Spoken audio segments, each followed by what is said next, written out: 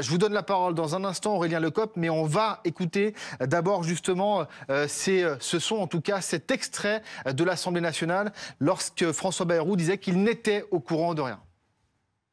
Évidemment, je n'ai jamais été informé de quoi que ce soit de violence ou de violence a fortiori sexuelle. Jamais. Quand vous dites que lors de votre rencontre avec le juge Mirande, le père Calicard était en liberté, vous ne saviez pas qu'il avait été mis en examen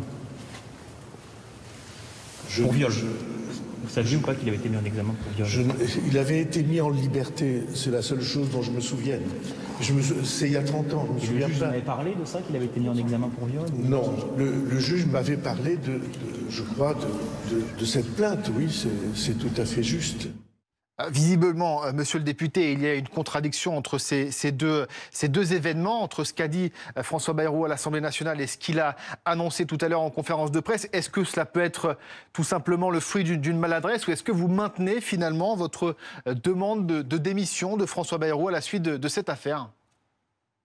Mais bien sûr, nous sommes aujourd'hui face à ce qui est un véritable scandale d'État. Nous avons en face de nous, et je pense qu'il faut commencer par le dire, nous devons avoir une pensée pour toutes les victimes. Il y en a aujourd'hui 112 qui dénoncent des faits de pédocriminalité. Et plutôt que de renvoyer à des questions de polémique comme le fait M. Bayrou, oui, notre première parole doit être pour les victimes. Ensuite, là où nous sommes face à un scandale d'État, c'est que visiblement, nous avons un Premier ministre, François Bayrou, qui a couvert 30 ans durant ce qui est peut-être la pire affaire pédocriminelle qu'a connue notre pays, puisque, je le rappelle, cela concerne 112 jeunes. Alors, c'est une accusation très grave que vous portez à l'égard du Premier ministre, que vous expliquez à l'instant qu'il avait couvert ces agissements. Pour autant, ce qu'il dit, c'est qu'il n'était pas au courant de ces violences sexuelles. Est-ce qu'il faut lui accorder justement ce crédit-là ? François Bayrou a menti et il est en train de s'enfoncer toujours plus loin dans le mensonge. Et oui, il est temps qu'il démissionne. Pourquoi a-t-il menti? Il a dit qu'il n'était au courant de rien. Je cite, il a dit « Je n'ai jamais été informé de violences a fortiori sexuelles. Jamais ». C'est ce qu'il a dit devant l'ensemble des députés à l'Assemblée nationale. Pourtant, depuis, nous avons appris, notamment par Mediapart, qu'il a reçu une lettre avec accusé de réception en mars 2024 qui lui en informait.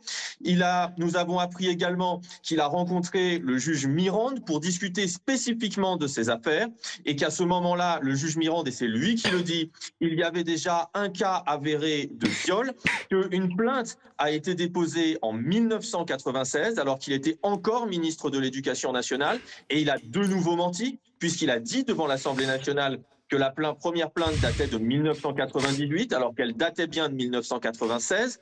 Au moment de ces premières accusations, François Bayrou, plutôt que de défendre les victimes, a préféré se rendre au sein de cet établissement pour soutenir l'établissement. Aurélien Lecoq, qu'est-ce que vous répondez à ceux qui vous accusent d'exploiter cette affaire et cette souffrance pour justement demander la démission du Premier ministre ? Je leur réponds, comment pouvons-nous accepter de garder comme Premier ministre un homme qui, pendant 30 ans, a couvert des actes de pédocriminalité, n'a rien fait pour empêcher qu'ils se répètent, n'a pas diligenté les enquêtes, n'a à aucun moment, et alors il y a eu quand même une enquête, en tout cas une inspection qui a été diligentée en 1996. Vous ne pouvez pas dire qu'il n'a rien fait non plus. Et depuis, il n'y a eu absolument aucune nouvelle inspection pour voir comment cela se passe depuis 30 ans.